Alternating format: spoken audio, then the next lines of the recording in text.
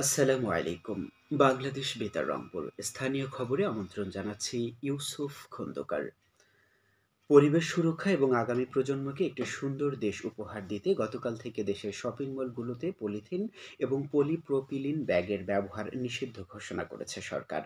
গত ৯ সেপ্টেম্বর মন্ত্রণালয়ে এক বৈঠকে পরিবেশ, বন ও জলবায়ু উপদেষ্টা সৈয়দা রেজওয়ানা হাসানের ঘোষণার প্রেক্ষিতে এই নিষেধাজ্ঞা কার্যকর হয়েছে। ঘোষণা অনুযায়ী পর্যায়ক্রমে সব ক্ষেত্রে পলিথিনের ব্যবহার নিষিদ্ধ করা হবে। এই পদক্ষেপের অংশ হিসেবে আগামী ১ নভেম্বর থেকে কাঁচা বাজারগুলোতেও পলিথিন ব্যাগ ব্যবহার করা যাবে না। পরিবেশ অধিদপ্তর পলিথিন ব্যাগের ব্যবহার নিষিদ্ধ এবং এর বিকল্প পণ্যের ব্যবহারকে উৎসাহিত করতে ইতিমধ্যে অভিযান শুরু করেছে। রংপুর বেগম রোকেয়া বিশ্ববিদ্যালয়ে বিগত জুন থেকে আগস্ট পর্যন্ত ৩ মাসের সৃষ্ট সেশন জট কমানোর লক্ষ্যে পদক্ষেপ নেওয়া হয়েছে। এজন্য বর্তমানে প্রচলিত পরীক্ষা পদ্ধতির ভিত্তিতে বিভাগসমূহ প্রয়োজনীয় পদক্ষেপ গ্রহণ করবে বলে গতকাল অনুষ্ঠিত একাডেমিক কাউন্সিলের ৪৮তম বিশেষ সভায় সিদ্ধান্ত নেওয়া হয়।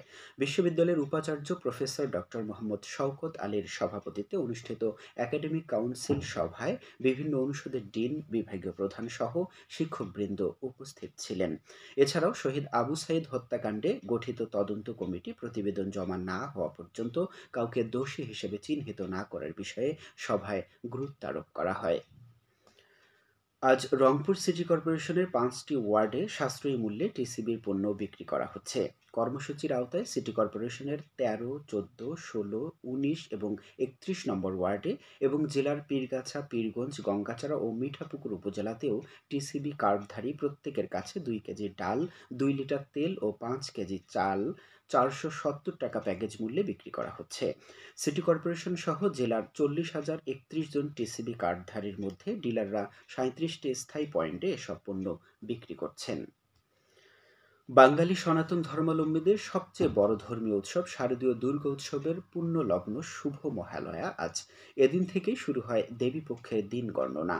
শ্রী শ্রী চণ্ডী পাঠের মধ্য দিয়ে দেবী দুর্গার আবাহনী মহালয়া হিসেবে পরিচিত। শারদীয় দুর্গাপূজার একটি গুরুত্বপূর্ণ অনুষঙ্গ মহালয়া। পূজার এই সূচনার দিনটি সারা দেশে আড়ম্বরের সাথে উদযাপিত হচ্ছে। ভোরে এ উপলক্ষে রংপুর সহ দেশের মন্দিরগুলোতে বিশেষ অনুষ্ঠানের আয়োজন করা হয়। আগামী ৯ অক্টোবর থেকে ষষ্ঠী পূজার মাধ্যমে দুর্গাপূজা শুরু হলেও মূলত আজ থেকেই দুর্গাপূজার আনন্দধ্বনি শোনা যাবে। আগামী ১৩ই অক্টোবর বিজয়া দশমীর মধ্য দিয়ে সমাপ্তি ঘটবে উৎসবের। দুর্গা উৎসব আনন্দঘন পরিবেশে উদযাপনের জন্য রংপুর জেলায় ত্রাণ ও পুনর্বাসন মন্ত্রণালয়ের অধীনে ৪৪০ মেট্রিক টন চাল বরাদ্দ দেওয়া হয়েছে। কর্মসূচির আওতায় রংপুর সদর উপজেলায় ৮৫, মিঠাপুকুরে ১২১, পীরগঞ্জে ৯৯, পীরগাছায় ৮৩, কাউনিয়ায় ৭২, গঙ্গাচড়ায় ৯২, তারাগঞ্জে ৫৫, বদরগঞ্জে ১২৩ এবং রংপুর সিটি কর্পোরেশনের ১৫১টি পূজা মণ্ডপের জন্য এসব চাল বরাদ্দ দেওয়া হয়েছে। সংশ্লিষ্ট উপজেলা নির্বাহী অফিসারের নিকট থেকে বরাদ্দ পেয়ে ইতোমধ্যে পূজা মণ্ডপ কমিটির সভাপতির মাধ্যমে প্রতিটি পূজা মণ্ডপের জন্য ৫০০ কেজি করে চাল বিতরণ করা হয়েছে। ছাগল ও ভেড়ার পিপিআর রোগ নির্মূল ও খুরা রোগ নিয়ন্ত্রণ প্রকল্পের আওতায় রোগ মুক্তকরণ কর্মসূচির অংশ হিসেবে লালমনিরহাট সদর উপজেলায় গতকাল থেকে বিনামূল্যে টিকাদান কর্মসূচি শুরু হয়েছে। উপজেলা নির্বাহী অফিসার জান্নাত আরা ফেরদৌস পশ্চিম শিবগ্রাম জামে মসজিদ প্রাঙ্গণে আয়োজিত এক অনুষ্ঠানে কর্মসূচির উদ্বোধন করেন। পর্যায়ক্রমে আগামী ১৪ই অক্টোবর পর্যন্ত উপজেলার সকল ইউনিয়নের ছাগল ও ভেড়াকে টিকা প্রদান করা হবে।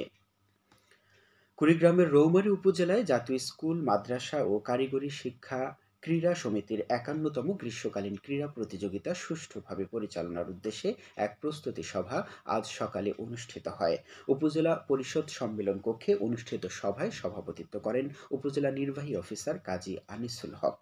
সভায় আগামীকাল থেকে ৫ই অক্টোবর স্থানীয় সিজি জামান সরকারি উচ্চ বিদ্যালয় মাঠে কাবাডি ও দাবা এবং উপজেলা পরিষদের পুকুরে সাঁতার প্রতিযোগিতা অনুষ্ঠানের সিদ্ধান্ত গৃহীত হয়। খেলার খবর হ্যান্ডবল।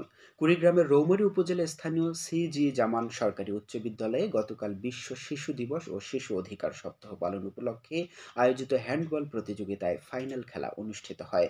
এতে শাপলা দল ১৯-১৫ গোলের ব্যবধানে শিউলী দলকে পরাজিত করে চ্যাম্পিয়ন হয়। উপজেলা নির্বাহী অফিসার কাজী আনিসুল হক খেলা শেষে পুরস্কার বিতরণ করেন।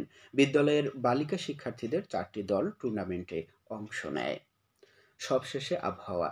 আজ সন্ধে ৬টা পর্যন্ত পূর্বাভাসে বলা হয়েছে, যশোর, খুলনা, বরিশাল, পটুয়াখালী, নোয়াখালী, কুমিল্লা, চট্টগ্রাম ও কক্সবাজার অঞ্চলের উপর দিয়ে পশ্চিম, দক্ষিণ-পশ্চিম দিক থেকে অস্থায়ীভাবে ঘন্টায় ৪৫ থেকে ৬০ কিলোমিটার বেগে দমকা থেকে ঝোড়ো হাওয়া বয়ে যেতে পারে। সেই সাথে বৃষ্টি অথবা বজ্রসহ বৃষ্টিপাতের সম্ভাবনা রয়েছে। এসব এলাকার নদীবন্দরসমূহকে ১ নম্বর সতর্কতা সংকেত দেখাতে বলা হয়েছে।